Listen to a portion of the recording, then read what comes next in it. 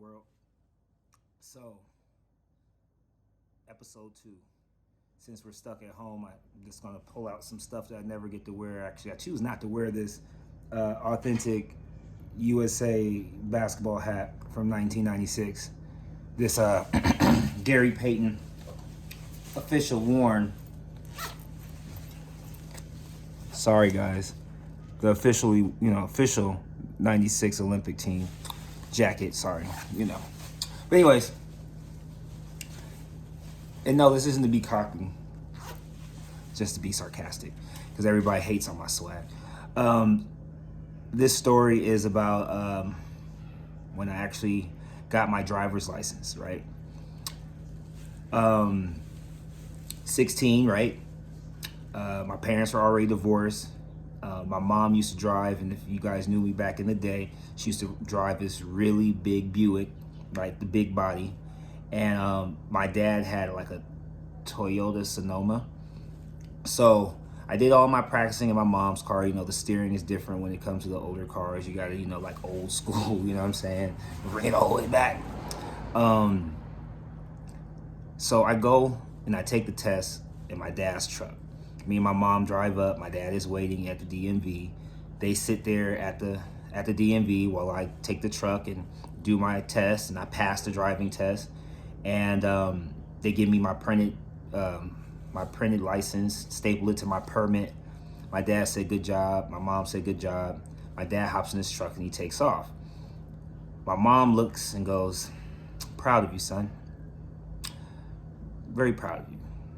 Let's go out to eat." And that was always one of my mom's favorite things to do. Like, her and I would just go out to eat wherever she felt like she wanted to go. And it always had to do something with seafood. So out here in the AV, there used to be Super King Buffet out in Lancaster. They used to be really good. I haven't been there in years, so I don't know how good they are anymore. So I'm feeling myself. She didn't know I already had like a hat in the backseat of the car. I knew I was going to get my license. So I was ready just to like style and profile as we went to go eat. So I'm driving down Avenue S, and I'm about to get on the freeway. If you guys are natives of the AV, if you ever lived in Palmdale before, like, say, 2000, when did they finally fix that hole? Let's say, like, before 2006, 2007, there used to be this really big pothole, like, right on the entrance of the freeway. If you're going westbound on Avenue S as you're turning to merge onto the freeway, or turn to get on the on-ramp on the freeway. Now, me being young and dumb and immature, I'm leaning to the side, like, as I'm coming up to make the right-hand turn, I didn't realize it was there, right? So I make the turn, pop, right then and there on the spot. Pop the damn front passenger side tire. So because we were going up the ramp, we got off on Palmdale Boulevard, turned around, hopped right back on the freeway because it was leaking, but it wasn't like completely flat. You couldn't hear like the tires rattling or anything like that, or the rim hitting the ground. So my mom had me continue going down, getting back on the freeway. We got back off on S and we make the left.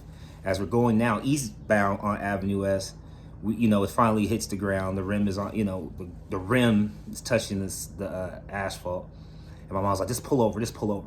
So we pull over, and she looks at me. She's like, "Boy, what is wrong with you? Like, you weren't paying attention to that? You don't remember that as many times as you get on this freeway?" And I'm like, I wasn't even paying attention at all. I was just trying to look cool, Mom. Like, you don't understand. Like, not all of my friends have driver's license yet. I'm just trying to be cool. And then, Mom, I'm like 3 inches taller than you. She was like 5'1", 5'2". I was 5'5" at the time, like 165 pounds. So like, I was tired of being shot on for being like round and short. So I was about to just be the only one with a whip. Sure enough, as we're walking down the street, we're passing the park and ride.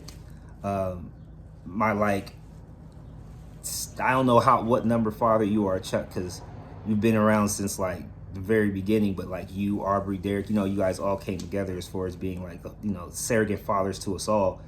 You saw us walking down the street, and you pulled over in the Montero Sport, and you gave us a ride home. And then the next day, we had to turn around and go back and get the car. But the story or the reason or the moral behind the story wasn't about the good favor that Chuck did to, you know, get us back home. It was the fact that I always wanted to be fly. I always wanted to be fly. Like listening to Nelly, listening to Fabulous, you know, listening to Jay-Z, you know. Honestly, I want to bring back Fabulous's whole, you know, throwback this, throwback that. It even looks better with a matching hat. I don't have a throwback jersey on, but you know what I mean. This song was throwback. And yeah, so for those that think being cool means you have to be fresh, you also have to be focused, and you also have to pay attention to your surroundings, because I really looked good walking down Avenue S in the dirt in my hat and my little outfit or whatever.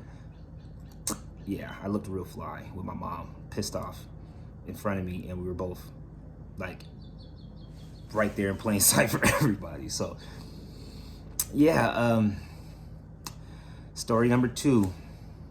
Angelique said these are considered the garage conversations, because this is where I normally tell her all these crazy stories. Hope you guys have a good one. Stay tuned for more.